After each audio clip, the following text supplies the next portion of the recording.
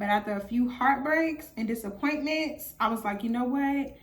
Fuck this shit. It's time for me to focus on myself, and it's time for me to learn to love myself. But what exactly does that look like? Hey y'all, it's your girl Raya Monet. Welcome back to another video with your girl. Let's get into it.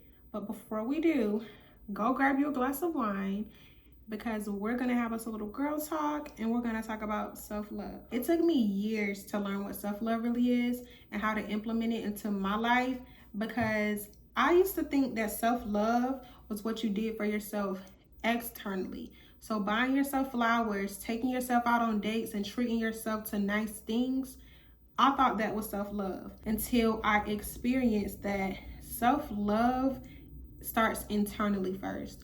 If you do not fully embrace and love yourself internally first, then you don't really have self-love. I did not grow up with love and affection. So when I didn't know what it was, I allowed people to treat me any kind of way, talk to me any kind of way, and be in my life for all of the wrong reasons without raising the issue. And just like a lot of people who were not raised with love and affection, I grew up looking for love in all of the wrong places.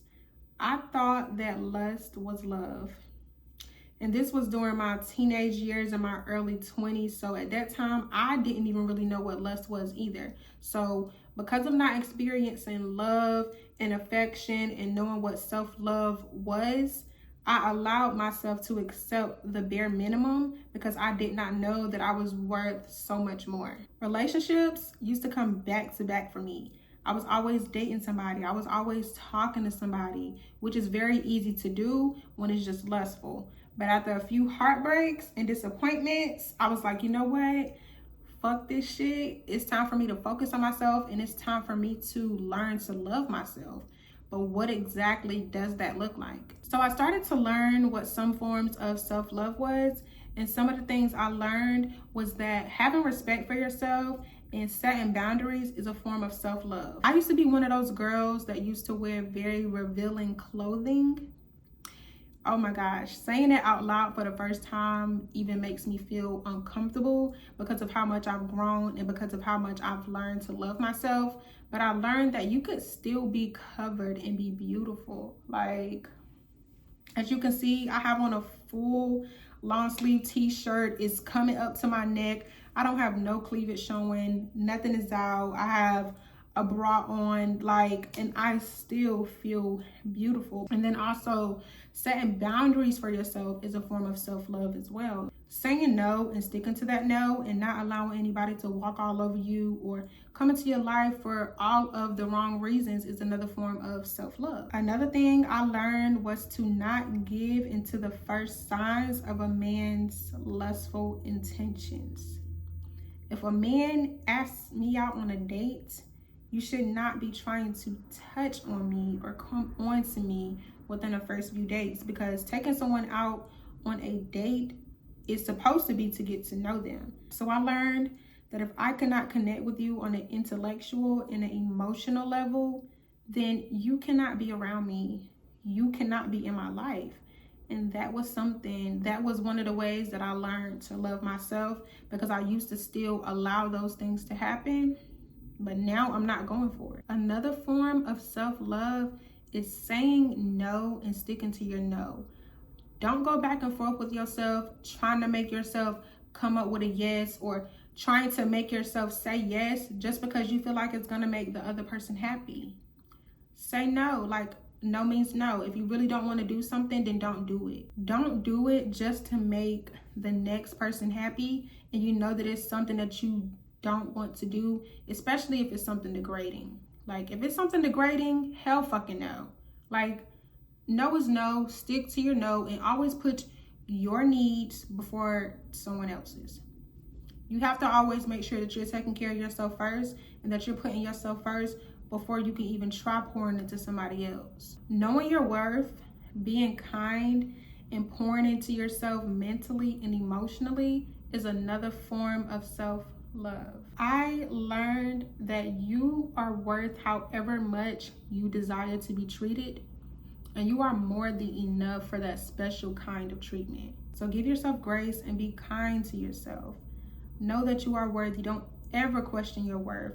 Don't ever feel like you're asking for too much, because I promise you that if you desire it, if it's something that you deeply desire in your heart and it's something that you deeply want, then it's out there for you somewhere. You don't have to settle. You don't have to question your worth. You don't have to question whether or not you're even being realistic, because you are.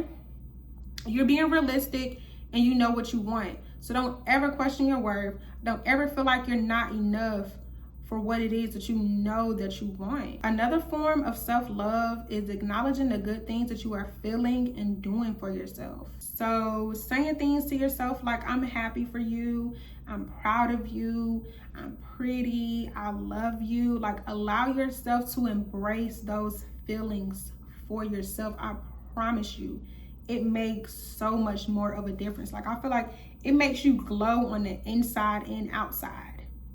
When you can pour into yourself in those ways, when you can tell yourself those affirmations, when you can make yourself feel good, it makes you just love yourself so much more. Like, you have to be able to pour into yourself and fill your own cup. Like, fill your own cup with goodness. Be nice to yourself. Be kind. Be loving to yourself. Be nurturing to yourself. Be caring to yourself. Before you ever think that you can do that for somebody else, you have to do it for yourself first. And the last thing that I learned about self-love is that being okay with being alone and being in solitude is another form of self-love.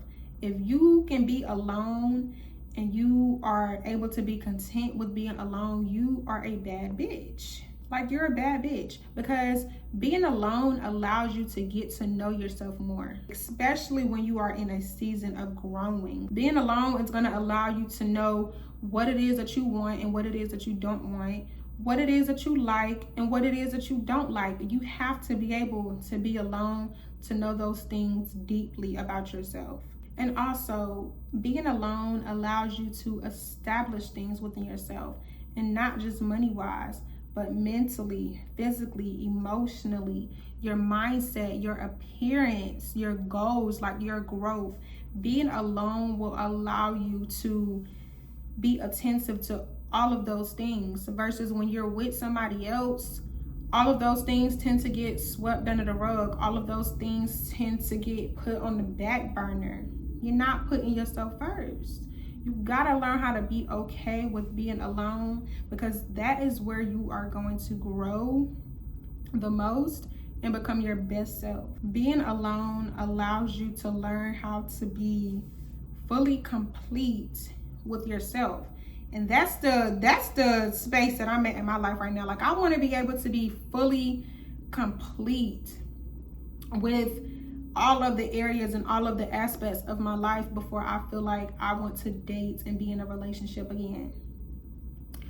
Knowing self-love and practicing self-love in my life has allowed me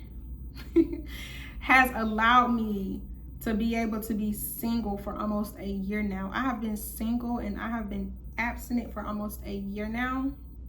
That is the longest time I have ever been single, and it's the longest time I've ever been abstinent. And that is because I learned to love myself and I learned to put myself first. I'm in a season right now to where I am solely just focused on my goals. I'm focused on my mindset. I'm focused on my appearance. I'm focused on learning. I'm focused on growing, and I'm focusing on accomplishing my goals. Like, my dating life, it can wait a little bit. I have to make sure that I am fully complete within myself before I allow somebody else to come into my life, because I don't want to be distracted.